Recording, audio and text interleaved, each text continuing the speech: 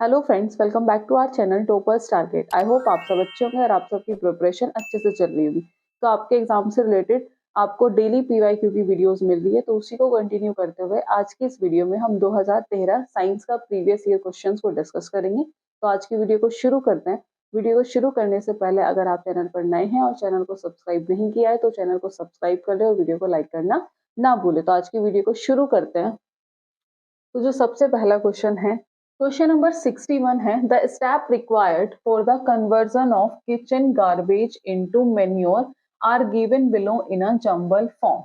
कि kitchen garbage को किस में कन्वर्ट करना है, कन्वर्जन करना है मैन्योर्स में। कुछ स्टेप्स गिवन है, जंबल फॉर्म में गिवन है, उन्हें हमें करेक्ट सीक्वेंस में लगाना है। तो जो पहला ऑप्शन है वो है put the garbage in the pit, कि कचरे को गड्ढे में डालें। Cover the bottom of the pit with sand, फिर उसे मिट्टी से ढक दें। Cover the pit loosely with grass और अ गनी बैग, कि उसे बोरे से या ग्रास से क्या करें, कवर करें और उसके अंदर वॉर्म्स ऐड करें। तो अब एक इसे करेक्ट सीक्वेंस में अरेंज करना है। तो सबसे पहले क्या करेंगे, गड्ढे को कवर करेंगे, ठीक है, किससे, सैंड से, ठीक है। उसके बाद जो आपका बी होगा, सबसे पहले कौन सा आएगा, बी। आफ्टर दैट उसके गड्ढे के अंदर क्या डालेंगे, गार्बेज डालेंगे। Put the garbage in the pit, that is A. उसके बाद उसमें क्या ऐड करेंगे, ऐड वॉर्म्स ऐड करेंगे, बी ए डी।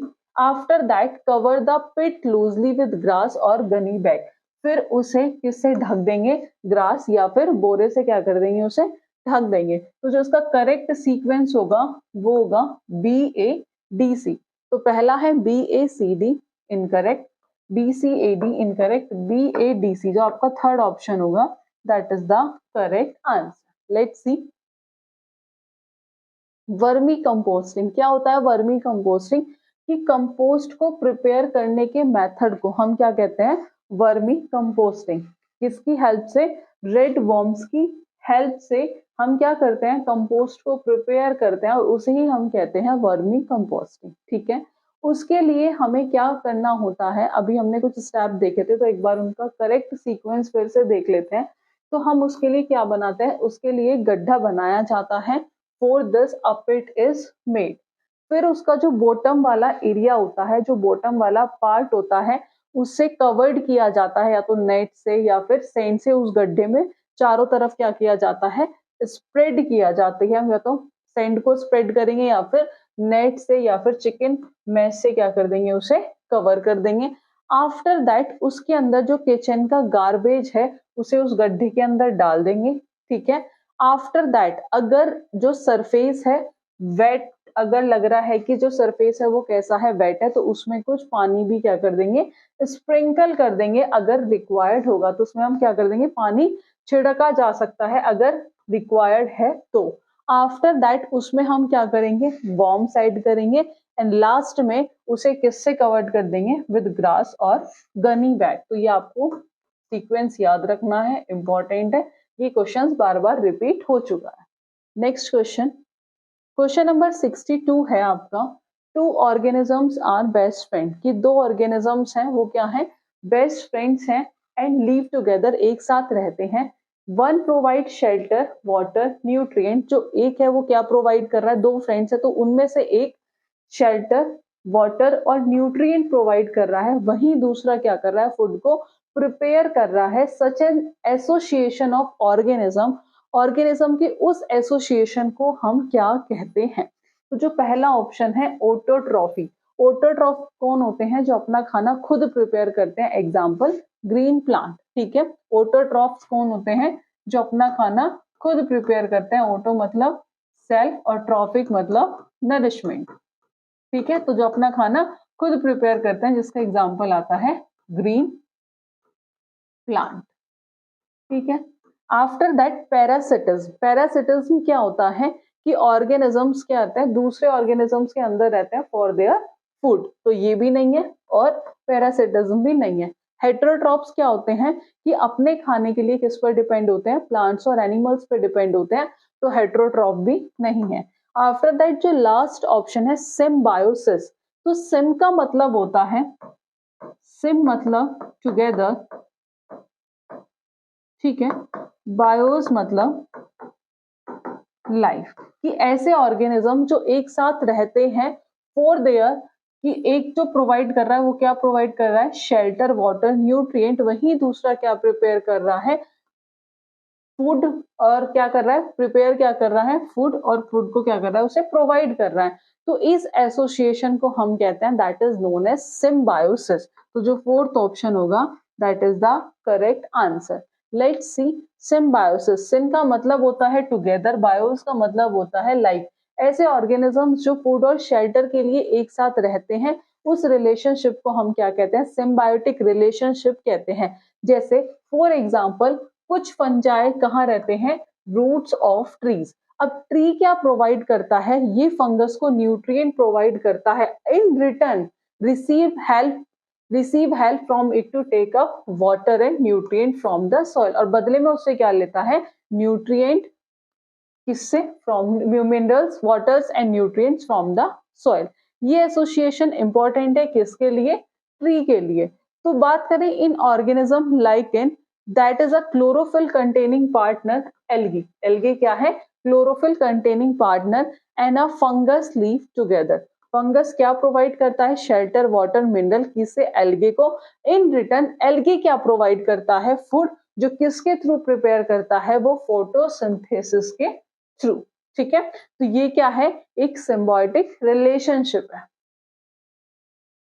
ऑटोट्रॉप्स हमने देख लिया कि ऐसे ऑर्गेनिज्म जो अपना खाना खुद प्रिपेयर करते हैं, एग्जाम्पल ग्रीन प्लांट्स। हेट्रोट्रॉपिक जो अपने खाने के लिए किसी और पर डिपेंड्स होते हैं, प्लांट्स और एनिमल्स पर डिपेंड होते हैं, वो हेट्रोट्रॉप्स होते हैं।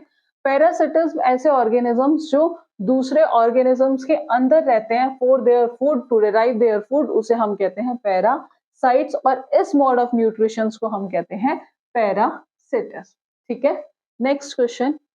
Question number 63 is, in the alimentary canal, the swallowed food move downward because of, कि elementary canals में जो food होता है वो नीचे की साइड डाउनवर्ड मूव करता है, किस वजह से।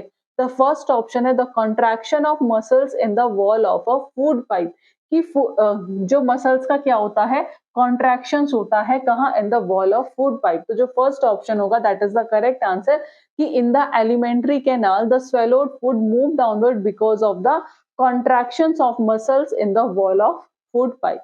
Next question, question number 64 है, frog and earthworm किसके थ्रू ब्रीथ करते हैं, थ्रू देयर स्किन। क्यों, क्योंकि because of the skin of both the organism, तो उन दोनों ऑर्गेनिजम्स की जो स्किन है वो कैसी है, तो वो है moist and slimy, moist and slimy. तो जो आपका फोर्थ ऑप्शन होगा that is the correct answer. Question number 66 है, you are provided with a concave mirror. ठीक है, अ कॉनकेव लेंस, कि आपको क्या प्रोवाइड किया गया है, कॉनकेव मिरर और concave lens. A convex mirror and concave convex lens to obtain an enlarge image, की एक एनलार्ज इमेज, ऑब्जेक्ट की एनलार्ज इमेज के लिए हम इनमें से किसे यूज करेंगे। तो जो आपका पहला ऑप्शन है वो है कॉनकेव लेंस और कॉन्वेक्स लेंस, दूसरा है कॉनकेव मिरर और कॉन्वेक्स मिरर, तीसरा है कॉनकेव मिरर और concave lens, fourth is concave mirror और कॉन्वेक्स लेंस। तो अगर बात करें कॉनकेव मिरर की, तो ये क्या फॉर्म करता है, कॉनकेव मिरर। ठीक है, तो कॉनकेव मिरर जो है, जो इमेज फॉर्म करता है वो कैसी करता है, वर्चुअल, इरेक्ट और मैग्नीफाइड इमेज। ठीक है, ये किसकी बात हुई है, कॉनकेव मिरर की। वहीं अगर हम देखें किसको, दैट इज कॉन्वेक्स मिरर। ठीक है, कॉन्वेक्स मिरर, तो ये कैसी इमेज फॉर्म करता है, डिमिनिस्ड, कैसी, डिमिनिस्ड। और क्वेश्चन में कहा है क्या, एनलार्ज इमेज, तो कॉन्वेक्स मिरर तो हो गया इनकरेक्ट। तो जहां पर कॉन्वेक्स मिरर है उस ऑप्शन को कट कर देते हैं, convex mirror incorrect, that is a concave mirror, concave mirror. ठीक है, कॉनकेव लेंस और कॉन्वेक्स लेंस नहीं होगा, तो ये भी नहीं होगा। अब बचे दो ऑप्शन। अब पहले देख लेते हैं किसके बारे में, कॉन्वेक्स लेंस। तो कॉन्वेक्स लेंस कैसी इमेज फॉर्म करता है, ये कैसी करता है, एनलार्ज। ठीक है, और कॉनकेव लेंस ये कैसे करता है, डिमिनिश्ड। ठीक है, तो उस केस में जो फोर्थ ऑप्शन होगा that is the correct answer. Next question, question number 67 is select from the following a set of kharif crops. ठीक है, इनमें से बताना है कि कौन से खरीफ क्रॉप्स है। तो क्रॉप्स हमने दो टाइप्स की पढ़ते हैं हम। ठीक है, एक होती है खरीफ क्रॉप्स और दूसरी होती है रबी क्रॉप्स। ठीक है, खरीफ क्रॉप्स और रबी क्रॉप्स। अगर बात करें किसकी, खरीफ क्रॉप्स की, तो kharif crops grow in rainy season. ठीक है, क्या टाइम पीरियड होता है, जून टू सितंबर, कहीं कहीं अक्टूबर भी मिल सकता है। Rabi crops grow in winter season. ठीक है, ये अक्टूबर टू मार्च। अगर रबी क्रॉप्स के एग्जाम्पल की बात करें, वीट, तो ये किसका एग्जाम्पल है, रबी क्रॉप्स। लिनसेड, ये भी किसका एग्जाम्पल है, रबी क्रॉप्स का। अगर बात करें खरीफ क्रॉप्स के एग्जाम्पल्स की, तो पैडी, मेज, सोयाबीन एटसेट्रा, ये सब किसके एग्जाम्पल हैं, खरीफ क्रॉप्स के। तो लेट्स सी ऑप्शन। फर्स्ट है कॉटन, पैडी, पी लिनसेड। बट लिनसेड क्या है, लिनसेड कैसी क्रॉप है, that is a rabi crops. ये कैसी है, रबी क्रॉप्स। तो जो फर्स्ट ऑप्शन हो गया इनकरेक्ट हो गया। दूसरा पैडी, मेज, कॉटन और सोयाबीन। तो पैडी, मेज, कॉटन, सोयाबीन ये कैसी है, ये खरीफ क्रॉप्स है। तो उस केस में जो आपका सेकेंड ऑप्शन होगा that is the correct answer. ठीक है, नेक्स्ट क्वेश्चन देखते हैं। Question number 68 is study the following statement about the effect of weeds on the crop plant. ये स्टेटमेंट गिवन है, आपको बताना है कि वीड्स का क्या इफेक्ट होता है क्रॉप प्लांट्स में। ठीक है, तो वीड्स क्या है,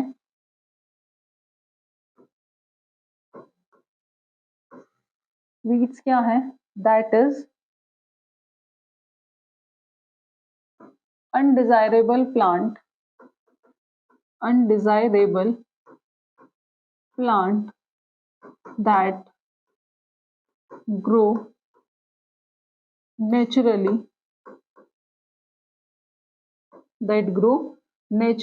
that is known as weeds। ठीक है, removal of weeds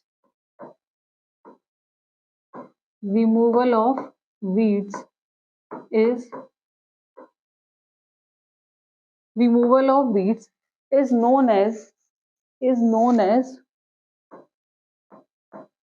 weed। ठीक है, तो इसे हम कहते हैं that is known as weeds। अब जो पहला ऑप्शन है वो है they help crop plant to grow healthy, कि ये क्या करता है, क्रॉप प्लांट को हेल्दी रहने में क्या करता है, ग्रो करता है। तो दैट इज इनकरेक्ट। ठीक है, दे इंटरफेयर इन हार्वेस्टिंग, कि वो हार्वेस्टिंग के टाइम पे इंटरफेयर करते हैं, ये बात तो सही है। They affect plant growth, plant की ग्रोथ को अफेक्ट करते हैं, ये भी सही है। They compete with crop plant for water, nutrient, space and light gas, कि वो क्रॉप प्लांट के साथ कॉम्पीट करते हैं किसके लिए, waters, nutrient, space and light के लिए। तो इस केस में जो करेक्ट आंसर होगा वो होगा ए, बी और सी। तो ठीक है, सॉरी ए नहीं होगा, दैट इज बी, सी और डी, दैट इज बी, सी और डी। तो first option incorrect, second incorrect, third option is the correct answer. Next question, question number 69 is when we add aluminium foil to freshly prepared sodium hydroxide solution a gas is produced। कि जब हम aluminium foil को किस में add करा रहे हैं, freshly prepared sodium hydroxide solution में, तो गैस प्रोड्यूस हो रही है। Which of the following correctly state that the property of this gas, इनमें से कौन सी स्टेट ऐसी है जो प्रॉपर्टी ऑफ गैस को क्या कर रही है, डिटरमाइन कर रही है। ठीक है, कि इनमें से नीचे दिए गए कथनों में से कौन सा कथन इस गैस के गुणों को सही वर्णन करता है। तो इसके लिए आपको एक कॉन्सेप्ट पता होगा, जब मेटल बेस के साथ रिएक्ट करता है it produce hydrogen gas, it release hydrogen gas. Hydrogen gas कैसी होती है? कलरलेस, कलरलेस और ऑर्डरलेस। ठीक है, कैसी होती है? कलरलेस और ऑर्डरलेस। तो जब मेटल रिएक्ट किसके साथ कर रहा है? बेस के साथ, रिलीज हाइड्रोजन गैस। ठीक है, हाइड्रोजन गैस कैसे होती है? हाइड्रोजन गैस कलरलेस, कलरलेस और ऑर्डरलेस, कलरलेस और odourless and produce a pop sound. कैसी साउंड प्रोड्यूस करती है? Pop sound. तो लेट्स सी ऑप्शन। फर्स्ट है आपका, फर्स्ट ऑप्शन है colourless and odourless gas which extinguish a burning matchstick. Incorrect. Colourless and odourless gas which promote a burning of candle. That is also incorrect. Brown coloured pungent smelling gas, ये भी गलत है। Colourless and odourless gas which produce a pop sound. ये कैसी है? Colourless है, odourless gas है जो क्या प्रोड्यूस कर रही है? Pop sound. जब हम उसे किससे बर्न कर रहे हैं? जब उसके पास क्या लेके जा रहे हैं? Match stick. तो उस केस में जो फोर्थ ऑप्शन होगा आपका, that is the correct answer. Next question, question number 70 है aqueous solution of which of the following oxide will change the colour of blue litmus to red. ये aqueous solution given है, इनमें से बताना है कि इनमें से कौन से ऑक्साइड्स का कलर जो है वो ब्लू लिटमस से रेड में चेंज हो जाएगा। तो एसिड्स क्या होते हैं जो टेस्ट में कैसे होते हैं? सोर होते हैं। और ये क्या करता है? It turn blue litmus to red. Base जो टेस्ट में कैसे होते हैं? बिटर होते हैं। और ये रेड को किस में चेंज करते हैं? ब्लू में। तो जो पहला है कॉपर ऑक्साइड, जो फर्स्ट है कॉपर ऑक्साइड।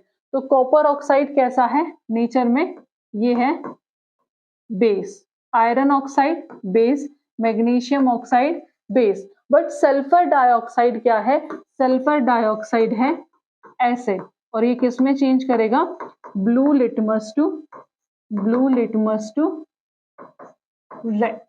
ठीक है, तो उस केस में जो फोर्थ ऑप्शन होगा that is the correct answer. Next question, question number 71 है which of the following is a pair of exhaustible natural resource.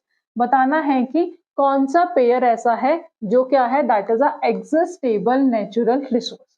तो बात करें फर्स्ट ऑप्शन की, कॉल एंड सॉइल। तो सॉइल कैसा है? That is inexhaustible, that is inexhaustible. तो उस केस में जो फर्स्ट ऑप्शन हो जाएगा दैट इज इनकरेक्ट। ठीक है, दूसरा देखते हैं petroleum and water.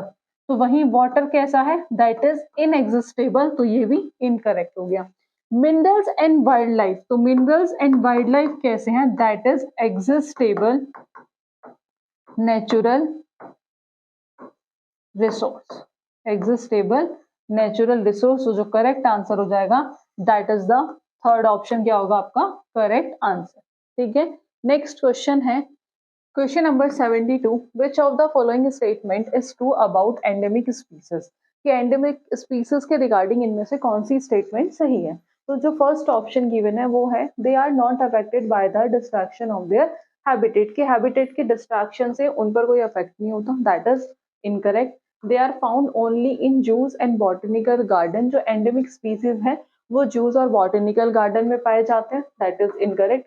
They are found exclusively in specific habitat. तो जो थर्ड ऑप्शन होगा that is the correct answer. की एंडेमिक स्पीसीज वो स्पीसीज होती है जो कहाँ पाई जाती है?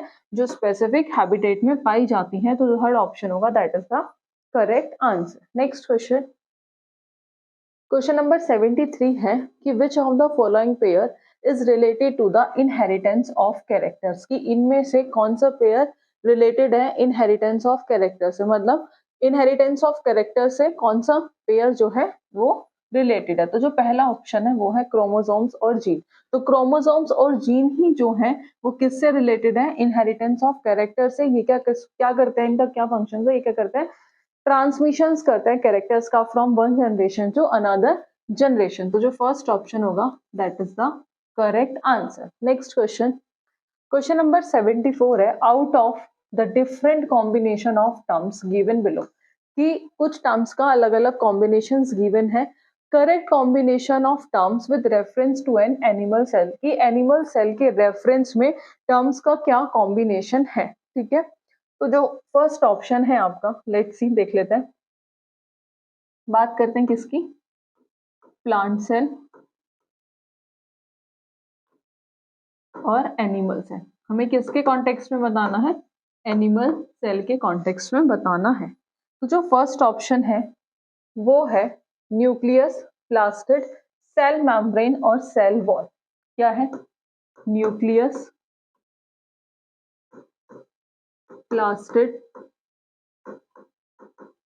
सेल मेम्ब्रेन और सेल वॉल। ये किसकी बात कर रहे हैं, फर्स्ट ऑप्शन की, सेल वॉल। ठीक है,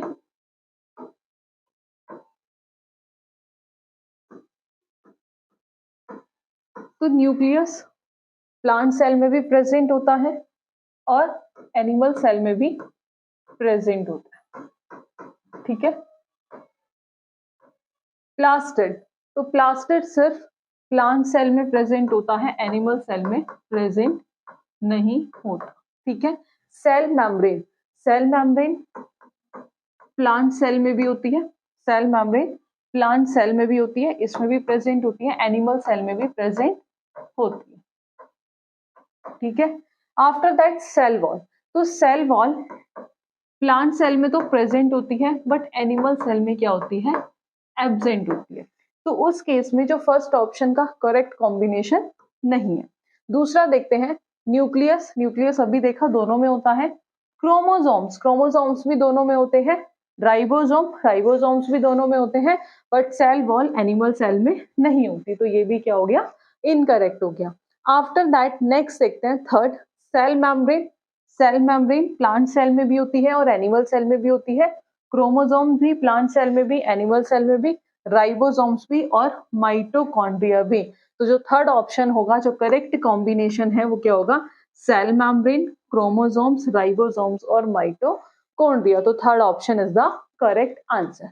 नेक्स्ट क्वेश्चन, क्वेश्चन नंबर 75 है, consider the following set of reproductive terms. इनमें भी बताना है कि कौन से सेट का कॉम्बिनेशन सही है। तो पहला है स्पर्म, ओविडक्ट, एग, यूट्रस। तो स्पर्म कहाँ से रिलीज होता है, टेस्टिस से, तो ये तो हो गया incorrect. After that ovulation, egg, oviduct, uterus, तो ये साइड तो सही है। फिर sperm, testis, sperm duct, penis, ये भी सही है। मेंस्ट्रुएशन, एग, ओविडक्ट, यूट्रस, तो बी सी डी क्या होगा इसका करेक्ट आंसर। तो जो सेकंड ऑप्शन हो जाएगा that is the correct answer. Next question, question number 76 है, which of the following element must be available in water for the Metamorphosis of tadpole, कि इनमें से कौन सा एलिमेंट्स वाटर के अंदर अवेलेबल होता है, किसके लिए, for the Metamorphosis of tadpole. तो वो कौन सा एलिमेंट होता है, वो होता है आयोडीन। ठीक है, तो फर्स्ट ऑप्शन है chlorine, incorrect, second bromine, incorrect, third sulphur, incorrect, fourth iodine is the correct answer.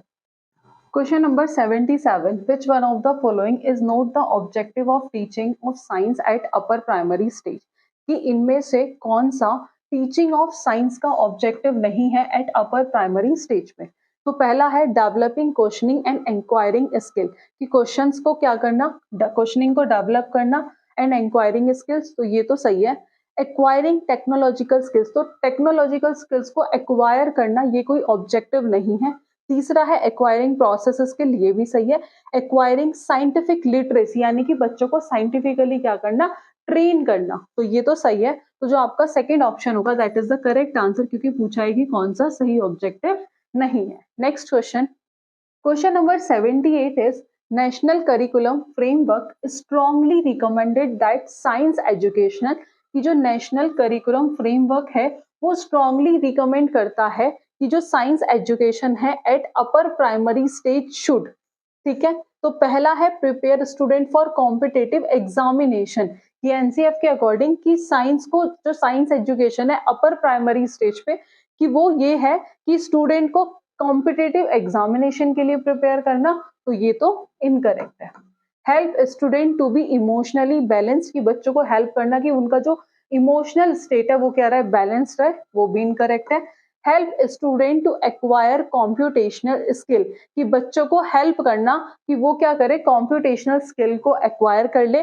Fourth है follow constructive approach for teaching and learning of the subject, कि पढ़ाने के लिए और सब्जेक्ट को पढ़ने के लिए हमें कौन सी अप्रोच अपनानी चाहिए, वो कंस्ट्रक्टिव अप्रोच। तो जो फोर्थ ऑप्शन है that is the correct answer.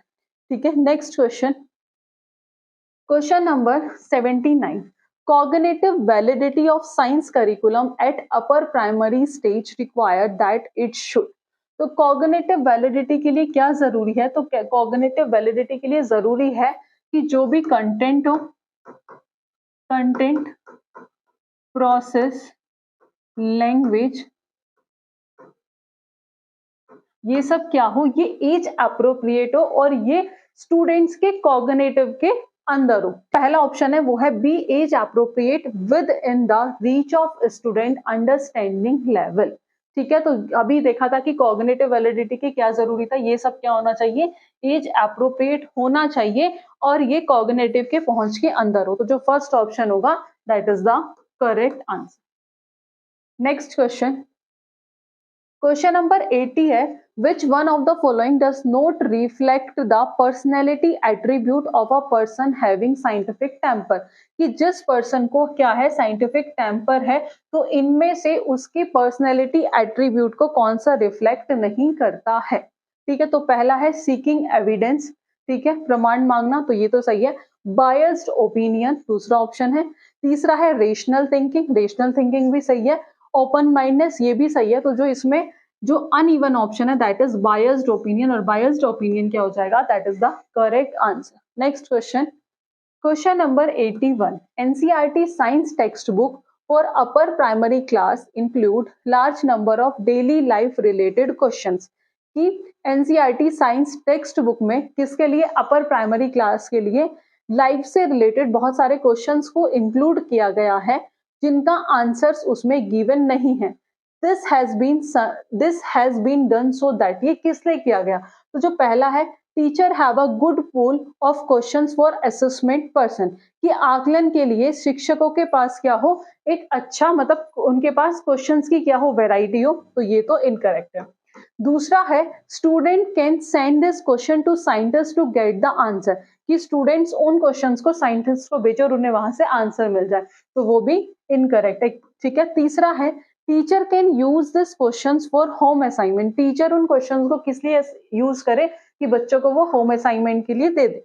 Fourth option है student can seek answers to these questions by exploring different resources, की स्टूडेंट्स क्या करे, उन क्वेश्चंस का आंसर्स खुद फाइंड आउट करे अलग अलग रिसोर्स ढूंढ के, एक्सप्लोर करके। तो जो बेस्ट ऑप्शन होगा that is the fourth option क्या होगा, करेक्ट होगा, क्योंकि इसमें स्टूडेंट क्या है, ज्यादा एक्टिव है, वो जब चीजों को एक्सप्लोर करेगा, एक्सप्लोर करके उसका कॉग्निटिव स्किल्स भी क्या होंगी, बेटर होंगी, और वो अच्छे से उस कॉन्सेप्ट को समझ पाएगा। Next question, question number 82, while teaching the correct method of reading a clinical thermometer to class 8 student, कि ठीक है क्या पढ़ा रहे हैं, पढ़ाते टाइम जो करेक्ट मेथड है क्लिनिकल थर्मोमीटर को रीड करने का टू क्लास 8 स्टूडेंट, तो Neha mention the following necessary precaution to be taken, कि नेहा ने कुछ क्या मेंशन किए हैं, कुछ नेसेसरी प्रिकॉशंस लिखे हैं, तो बताना है कि इनमें से कौन सा प्रिकॉशंस गलत है बाय द टीचर। तो जो पहला है thermometer should be wash with hot water before and after use, तो यही आपका आंसर मिल गया कि थर्मोमीटर शुड बी वॉश तो करते हैं लेकिन हॉट वाटर से करना जरूरी नहीं है। तो जो फर्स्ट ऑप्शन हो जाएगा that is the correct answer, क्योंकि क्या पूछा है, रॉन्ग स्टेटमेंट ही पूछा है कि कौन सा रॉन्गली मेंशन है। तो जो फर्स्ट ऑप्शन होगा that is the correct answer. Next question, question number 83, the section on activities and project included in the exercise of NCERT science textbook for class 8 primarily aim at कि class 8 की NCERT में एक activities और project का section include किया गया है, तो उसका पर्पस क्या है, उसका एम क्या है। तो जो पहला है enhancing in depth understanding of basic concept, कि बच्चा बेसिक कॉन्सेप्ट की डेप्थ को समझे, तो ये तो सही लग रहा है। दूसरा keeping the students engage during vacations, की वेकेशंस के टाइम पे जो स्टूडेंट है वो बिजी रहे। तीसरा assessing the student on practical skill, कि हम बच्चे को प्रैक्टिकल स्किल के बेसिस पे उसे एसेस करें। Providing opportunity to student for extended learning, कि बच्चों को अपॉर्चुनिटी प्रोवाइड करें फॉर एक्सटेंडेड लर्निंग, तो डी ऑप्शन होगा, that is the correct answer. ठीक है, नेक्स्ट क्वेश्चन, क्वेश्चन नंबर 84 है major objective of organisation of science exhibition, कि साइंस एग्जीबिशन का मेजर ऑब्जेक्टिव क्या है। तो पहला है grade student on practical skills, की शिक्षार्थियों को प्रैक्टिकल स्किल्स के आधार पर हम क्या करें, ग्रेड दें। दूसरा है provide opportunity to student to compete with other, कि स्टूडेंट्स को अपॉर्चुनिटी प्रोवाइड करें कि वो दूसरों के साथ क्या करें, कॉम्पीट करें। तीसरा है provide opportunity to student to showcase their creative ideas, कि वो उन्हें अपॉर्चुनिटी प्रोवाइड करें कि वो अपने क्रिएटिव आइडियाज को क्या करें, शो करें। फोर्थ है provide opportunity to student to enhance their academic performance, की साइंस एग्जीबिशन से हम स्टूडेंट को अपॉर्चुनिटी दे रहे हैं कि वो अपने एकेडमिक परफॉर्मेंस को क्या करे, बेटर करे। तो जो इसमें बेटर आंसर है वो है आपका थर्ड ऑप्शन, की स्टूडेंट को अपॉर्चुनिटी प्रोवाइड करना कि वो अपने क्रिएटिव आइडियाज को क्या रख सके, आगे रख सके। ठीक है, अपने सृजनात्मक कौशल का प्रदर्शन करने के लिए शिक्षार्थियों को अवसर उपलब्ध कराना, तो थर्ड ऑप्शन होगा, that is the correct answer. Next question, question number 85 है 4 candidates appearing in an interview for the post of science teacher. ठीक है, कि 4 कैंडिडेट्स अपीयर हुए हैं इंटरव्यू में साइंस की पोस्ट के लिए।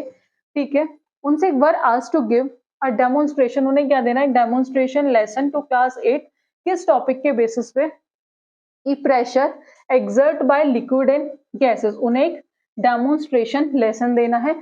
उन्होंने following different approach were follow by different candidates, की अलग अलग अप्रोचेस दी गई हैं अलग अलग कैंडिडेट्स के थ्रू, इनमें से कौन सी अप्रोच सबसे मोस्ट इफेक्टिव होगी इस टॉपिक को पढ़ाने के लिए। तो पहला है detail explanation of related concept with the help of diagram on the black board, कि उस टॉपिक से रिलेटेड डिटेल एक्सप्लेनेशन दिया, वो कॉन्सेप्ट डिटेल में समझाया, किसकी हेल्प से, डायग्राम की हेल्प से, जो डायग्राम बनाया वो कहाँ बनाया, ब्लैक बोर्ड पे।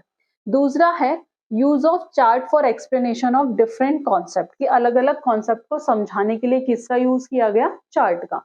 तीसरा है organisation of hands on student activities followed up with discussion, की उसमें हैंड्स ऑन एक्टिविटी करी और डिस्कशन भी हुआ। तो फोर्थ ऑप्शन है आपका greater focus on classroom question during the lecture, की लेक्चर के टाइम पे जो ज्यादा फोकस किस पे था, क्लासरूम क्वेश्चंस पे। तो इनमें से जो बेटर, जो मोस्ट इफेक्टिव था इस टॉपिक को पढ़ाने के लिए, वो क्या था, third option, organisation on hands on student activities follow up with discussion. इसमें कौन सा क्या हो रहा है, learning by doing, learning by doing, बच्चा करके सीख रहा है, हैंड्स ऑन एक्टिविटी हो रही है।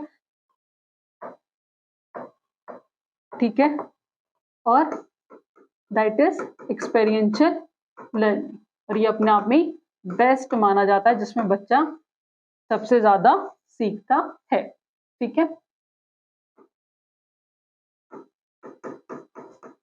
एक्सपेरिएंशियल लर्निंग, इसमें बच्चा जो हो सबसे ज्यादा एक्टिव रहता है। ठीक है, हैंड्स ऑन एक्टिविटी सबसे ज्यादा करता है, डिस्कशंस में बच्चा बहुत ज्यादा एक्टिव रहता है, उसके कॉन्सेप्ट अच्छे से क्लियर होते हैं। Next question, question number 86 is the technique of classroom questioning, कि क्लासरूम में क्वेश्चनिंग करने की टेक्निक साइंस को पढ़ाते हुए can be more effectively used for, कि जिसका सबसे ज्यादा यूज कहाँ किया जाता है, इंश्योरिंग लेवल ऑफ टीचिंग। दूसरा developing problem solving skill. Third maintaining discipline in the class, promoting creativity and innovativeness। तो जब हम क्या करते हैं साइंस को पढ़ाते हुए क्वेश्चंस पुट अप करते हैं तो तब क्या होता है, इट स्टिमुलेट लर्निंग। ठीक है, वो क्या करता है, लर्निंग को स्टिमुलेट करता है। आफ्टर दैट की एक इंपॉर्टेंट वे है जिससे बच्चा के अंदर क्या होती है, नॉलेज डेवलप होती है मोर इफेक्टिवली। डेवलप नॉलेज, कि बच्चे के अंदर इस क्वेश्चनिंग मेथड से बच्चे के अंदर नॉलेज डेवलप होती है मोर इफेक्टिवली। ये क्या करता है, जो क्वेश्चनिंग मेथड है ये बच्चे को एनकरेज करता है कि वो क्या कर सके, क्रिटिकली थिंकिंग कर सके। एंड आफ्टर दैट इस टेक्निक से हेल्प से टीचर ये पता कर सकता है कि स्टूडेंट्स को वो जो कॉन्सेप्ट उसने क्लास में पढ़ाया है वो सही से समझ आया है या नहीं आया। तो जो पहला ऑप्शन होगा ensuring level of teaching is the correct answer. Next question, question number 87, given below are the step to test the presence of protein in a food item. ये कुछ स्टेप्स गिवन हैं, बताना है कि फूड आइटम्स में protein present है या नहीं है। तो कुछ स्टेप ये करेक्ट सीक्वेंस में नहीं है, इन्हें करेक्ट सीक्वेंस में अरेंज करना है। तो प्रोटीन के टेस्ट के लिए जो हमें रिक्वायरमेंट होती है वो क्या होती है, कास्टिक सोडा और कॉपर सल्फेट, कास्टिक सोडा और कॉपर सल्फेट। तो by the help of these हम क्या पता कर सकते हैं कि किसी फूड के अंदर प्रोटीन प्रेजेंट है या नहीं है। सबसे पहले क्या लेंगे, वो फूड लेंगे, उसे किस फॉर्म में बनाएंगे, उसे पाउडरी फॉर्म में या फिर उसका पेस्ट बनाएंगे जिस फूड को हमें क्या करना है, टेस्ट करना है। फिर उसका कुछ अमाउंट हम टेस्ट ट्यूब में लेंगे और फिर उसके अंदर क्या करेंगे, 10 ड्रॉप्स वाटर ऐड करेंगे और उसे प्रॉपर शेक करेंगे कि वो अच्छे से डिसॉल्व हो जाए। उसके बाद उसमें 2 ड्रॉप्स क्या डालेंगे, कॉपर सल्फेट डालेंगे और आफ्टर दैट हम उसमें 10 drop caustic soda solution test tube के अंदर ऐड करेंगे और फिर उसे क्या करेंगे, अच्छे से शेक करेंगे। ये क्या है, एक करेक्ट सीक्वेंस है प्रोटीन के टेस्ट को करने का। तो सबसे पहला देखते हैं जो आपका बी ऑप्शन है, make the paste or powder of the food to be tested, पहले आएगा बी।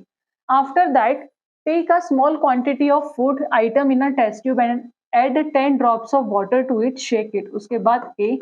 आफ्टर दैट उसमें आएगा हमें क्या ऐड करना है, उसमें add 2 drop of copper sulphate, D, and add 10 drops of caustic soda solution to the test tube and shake well. तो जो करेक्ट सीक्वेंस है वो है बी ए डी सी, जो आपका सेकंड ऑप्शन हो जाएगा, that is the correct answer. Next question, question number 88, which of the following terms constitute the female part of the flower. बताना है कि इनमें से कौन सा फ्लावर का फीमेल पार्ट कौन कौन से हैं फ्लावर के। तो फ्लावर 2 पार्ट होते हैं, एक तो होता है मेल पार्ट, दूसरा फीमेल। या मेल रिप्रोडक्टिव ऑर्गन बोल दो या फीमेल रिप्रोडक्टिव। तो मेल पार्ट दैट इज स्टेमन, जिसमें कौन कौन आता है, इट कंसिस्ट ऑफ एंथर और फिलामेंट। ठीक है, बात करें अगर फीमेल रिप्रोडक्टिव ऑर्गन की तो इसमें कौन आता है, पिस्टिल। ठीक है, पिस्टिल में कौन कौन आता है, स्टिग्मा, स्टाइल, ओवरी।